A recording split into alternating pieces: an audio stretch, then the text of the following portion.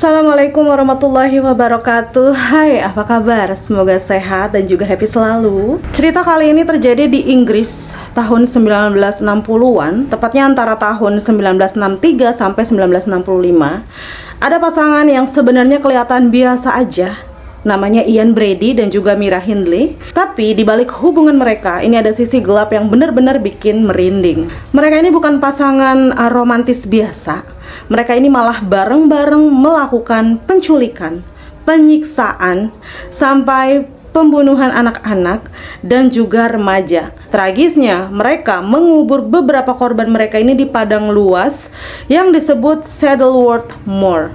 Makanya kasus ini akhirnya dikenal sebagai The Moors Murder. Bagaimana kisah selengkapnya? Sebelum lanjut, aku mau ngingetin kalau kisah ini bukan dari karangan aku. Informasinya ada di media. Kalian kalau mau baca langsung juga silahkan. Tapi kalau mager bacanya ya udah, duduk manis aja dan simak videonya sampai habis.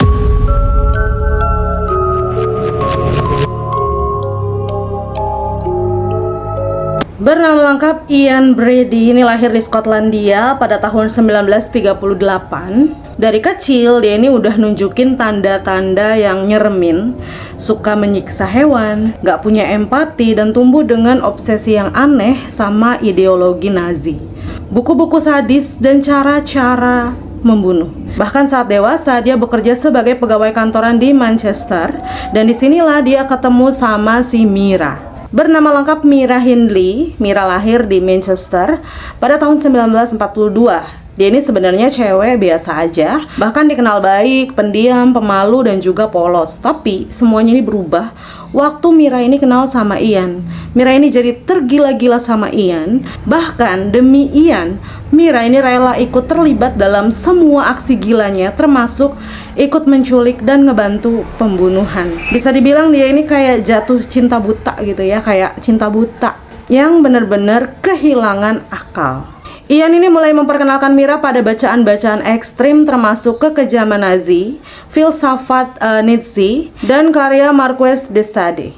Mira ini mulai mengubah penampilannya. Di antaranya ia memutihkan rambut, memakai lipstik merah tebal, memakai rok pendek, jaket kulit, dan sepatu bot yang tinggi. Dia merubahnya karena si Ian ini suka. Mira ngaku kalau pengaruh Ian ini sangat besar hingga ia akan mempercayai apapun yang dikatakan Ian. Bahkan setelah mereka ini berpacaran, mereka menjadi sangat tertutup terhadap rekan kerja dan sering menghabiskan waktu membaca buku-buku tentang kekerasan dan juga penyiksaan. Mira bahkan mulai terlibat dalam aktivitas mencurigakan seperti menyewa van meskipun gak punya SIM. Untuk apa? Untuk merencanakan perampokan bank bersama Ian. Bahkan Mira juga mulai tertarik pada senjata dan juga menembak. Mira juga berteman dengan anggota klub menembak dan berhasil membeli beberapa senjata api meski dianggap nggak cocok untuk klub tersebut.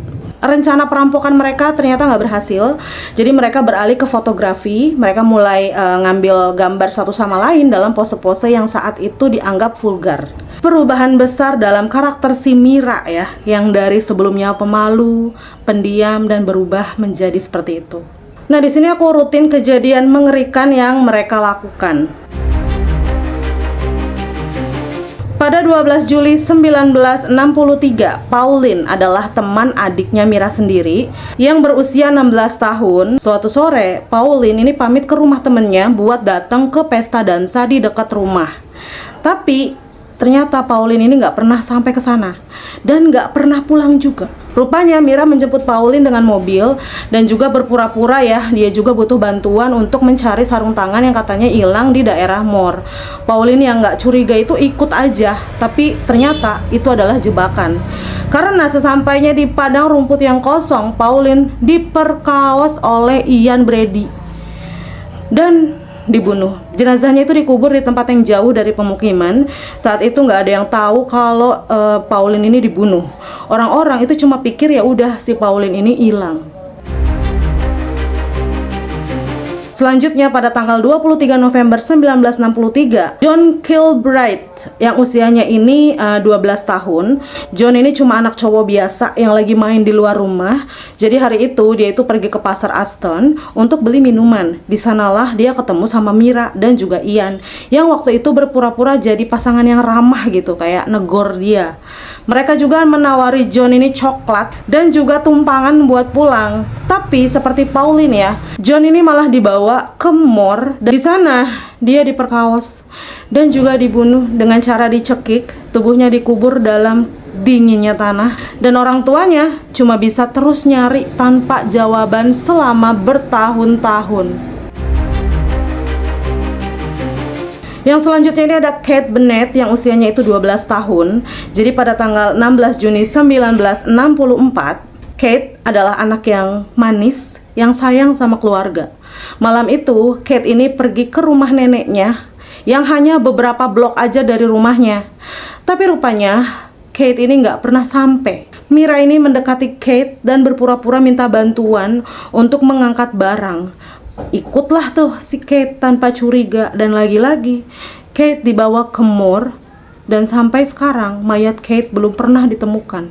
Bahkan ibunya meninggal dalam penantian yang panjang, berharap suatu hari nanti bisa mengubur anaknya dengan layak. Korban selanjutnya ini ada Leslie Andoni yang usianya itu 10 tahun.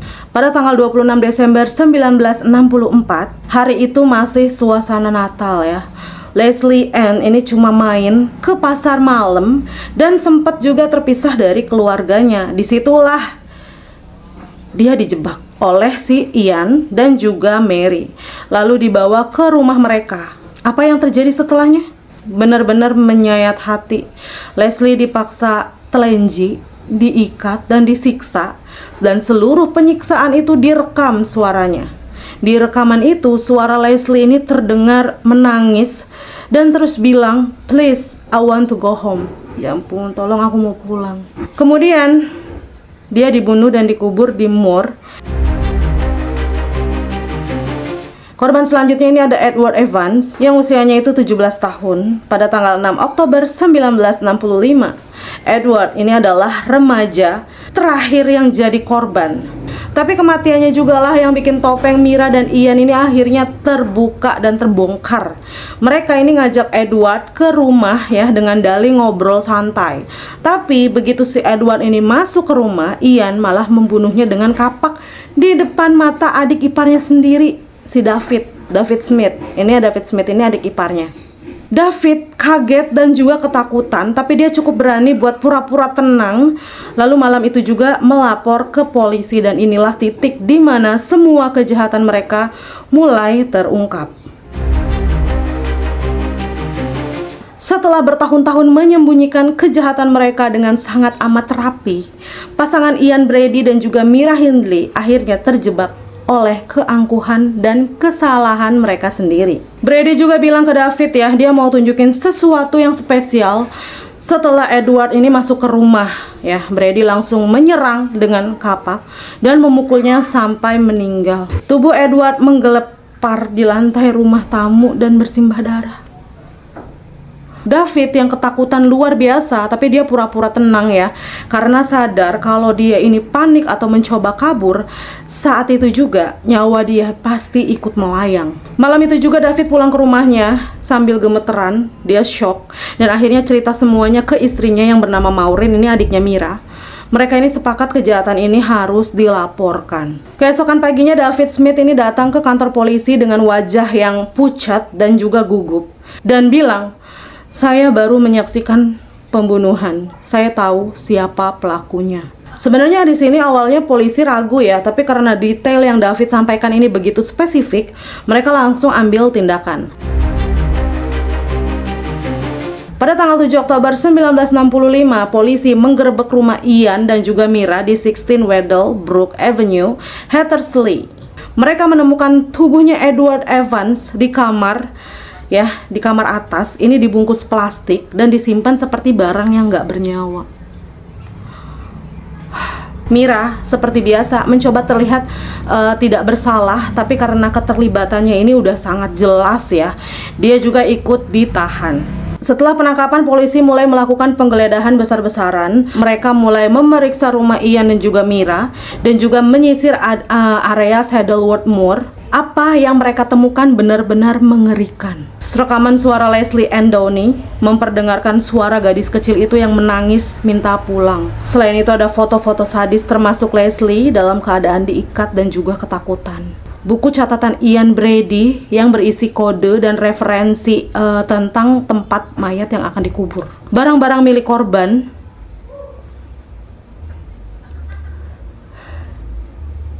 dan barang-barang milik korban. Setelah penyelidikan intensif, polisi berhasil menemukan kuburan korban lain termasuk John Kilbride dan Pauline Reid.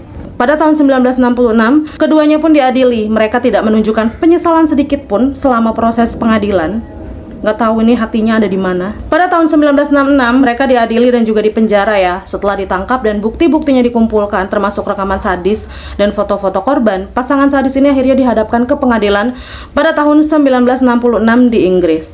Ian Brady dan Mira Hindley didakwa atas 3 pembunuhan, yaitu Leslie Ann Downey yang usianya 10 tahun, Edward Evan yang usianya 17 tahun, dan juga John Kilbride yang usianya ini 12 tahun. Kenapa cuma ada 3? Karena saat itu bukti pembunuhan untuk Pauline Reid dan juga Kate Bennett ini belum cukup kuat.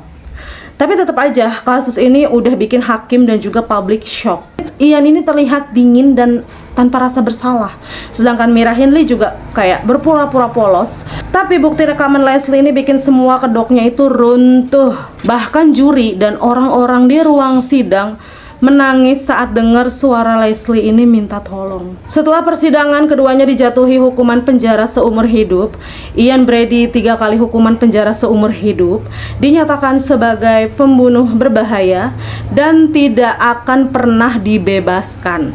Sementara Mira ini dapat hukuman yang sama ya. Meskipun awalnya ada kemungkinan bebas bersyarat, tapi tekanan publik ini begitu besar ya, sampai akhirnya ditetapkan ya Mira juga sama, nggak akan pernah keluar dari penjara.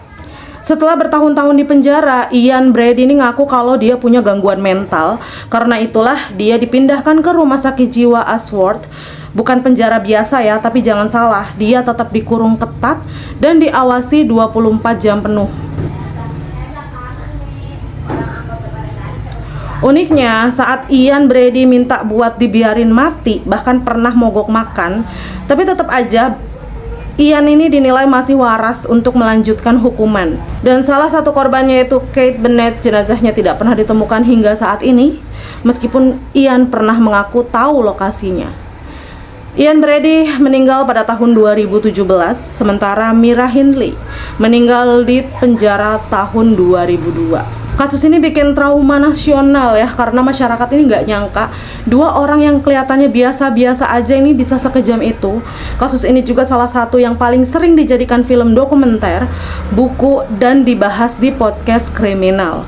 Polisi bahkan butuh waktu berpuluh-puluh tahun buat gali semua bukti dan mengungkap kebenaran penuh dari kasus ini.